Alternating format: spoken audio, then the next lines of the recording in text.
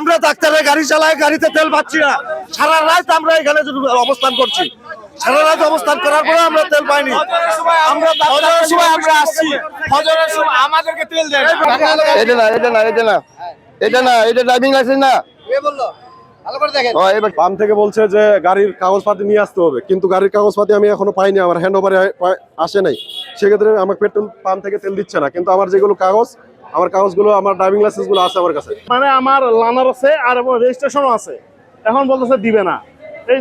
এই যে আমার রেজিস্ট্রেশন কার্ড, এই যে রেজিস্ট্রেশন কার্ড, টাকা জমা দিয়েছেন, কাগজ দেখান। ঠিক আছে? হ্যাঁ, আমার রেজিস্ট্রেশন আছে তো, দেখেন ভাই। ভাই ড্রাইভিং লাইসেন্স অ্যাপ্লাই করছি, লার্নার আছে। এখন আপনারা যদি বলেন যে আমি বাসায় রাখি আসছি, ওই জায়গায় আছে, তাহলে কেমনে হবে? ভাইয়া প্লিজ আপনি চলে যান। ভাইয়া ওনার ড্রাইভিং লাইসেন্স আমরা বলছিলাম কাগজ পেপারস, 3টা পেপারস, একটা helmet, driving licence, number plate. এখন উনি বলতেছে আমি বাড়িতে রাখি আসছি। ওনাদেরকে আমরা 3 দিন থেকে বলতেছি কি ওনাকে গায়ে লাগাচ্ছে না। এইবারে একটা বিশৃঙ্খলা, আমরা চাচ্ছি না যে বিশৃঙ্খলা, আমরা নিয়মভাবেই দিতে চাচ্ছিলাম। ওকে, নগদ নিয়ে এলো হার না মানা হার অফার। সর্বনিম্ন 10,000 টাকা রেমিটেন্স নগদে পাঠালে থাকছে স্বর্ণের হার জেতার সুযোগ। এই সিস্টেমে দিলে যা আছে সবাই, যেটা বৈধ কাগজপাতি আছে, তারা সবাই সুস্থভাবে তেল নিতে পারবে। এটার জন্য আমি মনে করি ধন্যবাদ জানাই।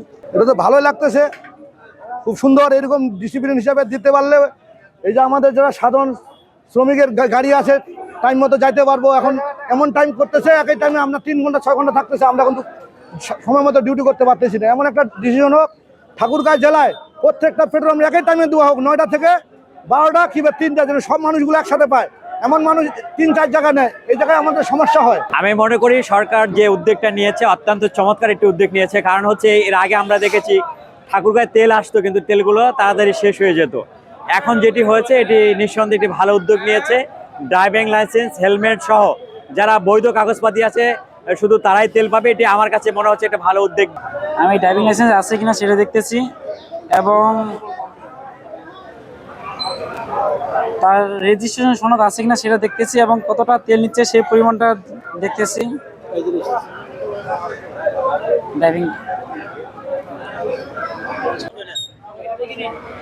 ড্রাইভিং লাইসেন্সটা আর কিছু ডিবির লোক আসছে, ট্যাগ অফিসার এখনো আসে নাই।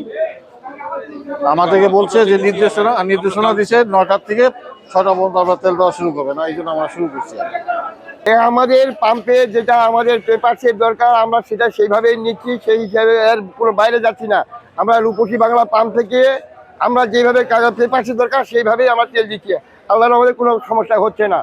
আর ট্যাগ অফিসার যে হেলমেট, ড্রাইভিং লাইসেন্স আর গাড়ির পেপারস, নাম্বার প্লেট, এই 3টা পেপার, এছাড়া আমরা যদি কোনো আমরা তেল দিচ্ছি না, আমরা সুস্থভাবেই দিচ্ছি ইনশাল্লাহ।